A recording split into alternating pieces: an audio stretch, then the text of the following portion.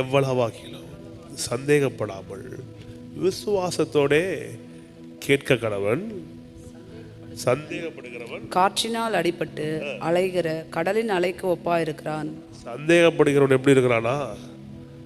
காற்றினால் அடிபட்டு அலைகிற கடலின் அலைக்கு ஒப்பா இருக்கிறான். அப்படிப்பட்ட மனுஷன் தான் கர்த்தரிடத்தில் எதையாகிலும் பெறலாம் என்று நினையாதிருப்பானாக. இருமனம் உள்ளவன் தன் வழியில் எல்லாவற்றிலும் நிலையற்றவனாக இருக்கிறான். அது சுகம் தருவாரா, சுகம் தர மாட்டாரா, சுகம் கத்துரை சித்தமா இல்லையா? இல்லை இல்லை இல்லை, இதனால் விசேஷமாக சொல்லுகிறேன்.